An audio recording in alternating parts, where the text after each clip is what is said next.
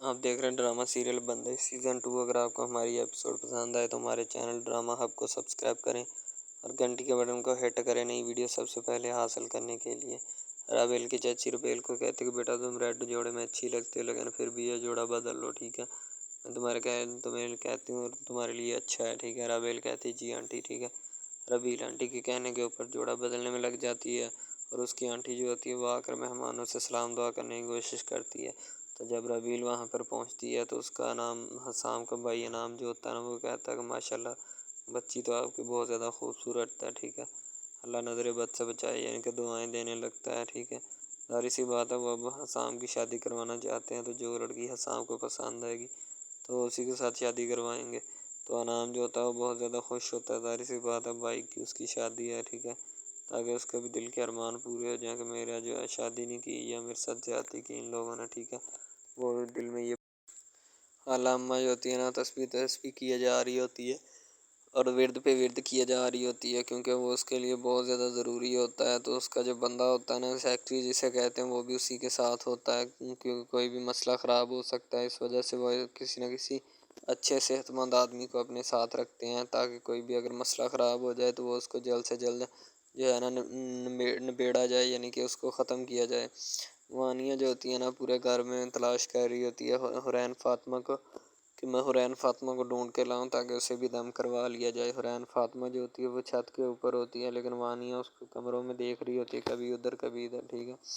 हुरैन फातिमा को वो लाजमी लेकर आएगी, क्योंकि उसके बगैर ये काम तो है ना नामुकम्मल है और ना ही हो सकता है। सारे घर वालों को दम किया जाता है, अकेले अकेले को खाला मियाँ जो होती है ना, वो एक एक को करके वानिया को, फिर उसकी जो होती है ना समीर की बहन छोटी, उसको दम करती हैं, ठीक है।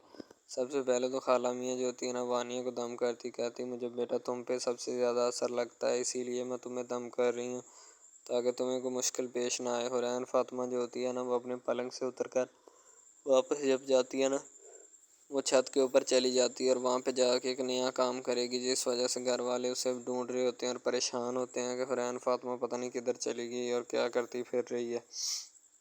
तो उसकी अम्मी जो होती है ना, उसको ढूंढ रही होती है, कभी कहीं तो कभी कहीं।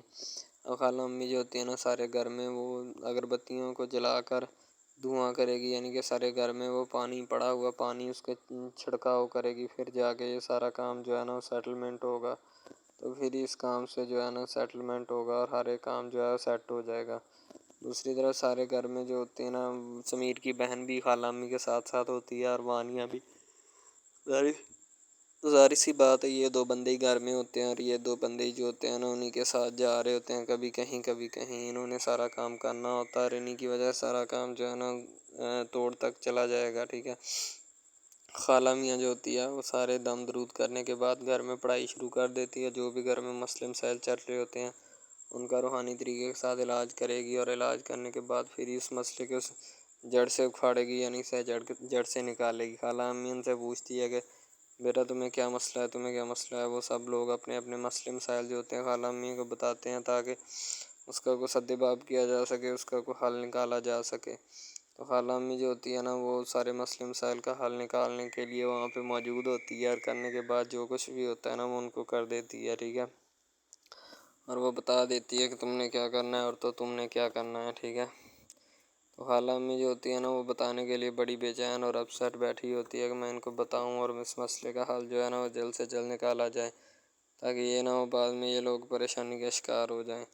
तो दूसरी तरफ जो होती है ना, ये भी सारे काम को उलझाने यानी सुलझाने में लगी होती है कि मैं किसी न किसी तरीके के साथ इस काम का और इस मसले का हल निकालूं, ताकि जो कुछ भी है ना वो इस मसले से दो चार है तो उसको अल्लाह हासिल कर दिया जाए, यानी कि उस मसले का जो है ना हल निकाला जाए फ़ौरी तौर के ऊपर, ठीक है। हुरैन फातिमा अपने पलंग पे बैठी होती है और वहाँ से उठकर वो बाहर चली जाती है, ताकि जो कोई भी मसला मसाइल है। हुरैन फातिमा डरी होती है, क्योंकि घर में सबसे ज़्यादा सेब उसी के ऊपर होता है, उसके अलावा घर में हर फर्द जो होता है वो ठीक होता है, सिर्फ हुरैन फातिमा पे सेब होता है। शायद इसी वजह से घर के हम हालात और मामलात ख़राब हुए होते हैं।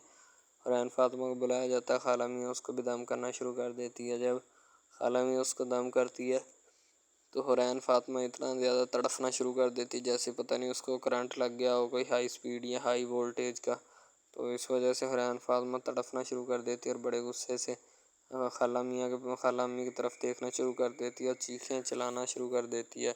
तो वानिया इस लम्हे को देखकर डर जाती है और खाला अम्मियों से पूछती है, खाला अम्मियाँ क्या हो गया मेरी बेटी को? वो कहती, बेटा कोई बात नहीं, चुप करके तुम बैठी रहो, ठीक है, तुम टेंशन मत लो, इंशाल्लाह ठीक हो जाएगी। तो रैन फातिमा साथ ही नीचे गिर पड़ती है और बेहोश हो जाती है, ठीक है। तो वो पूछती है कि अपना बाबा अपने यानी कि हुरैन फातिमा जो होती है ना, वो बाद में जब उठती है, वानिया पहले अपना खाला मियाँ से पूछती है कि खाला मियाँ मेरी बेटी को क्या हो गया, ठीक है। तो समीर की बहन जो होती है वहाँ बाहर दरवाजे पे जब बेल होती है, समीर की बहन जो होती है वो जब बाहर दरवाजे पे बेल होती है, उस दरवाजे पे खड़की बेल को देखने के लिए जाती है कि बाहर कौन है। जब हुरैन फातिमा खाला मियाँ बुलाती है तो खाला मियाँ की तरफ हुरैन फातिमा ऐसे देख रही होती है जैसे पता नहीं ये खाला मियाँ ने इसका कुछ बिगाड़ा हो या इसका कोई नुकसान किया हो, ठीक है। तो खाला मियाँ उसको कहती है, बेटा मैंने तुम्हें क्या कहा है, तुम इतने गुस्से से मेरी तरफ देख रहे हो? कहती कुछ नहीं, ठीक है।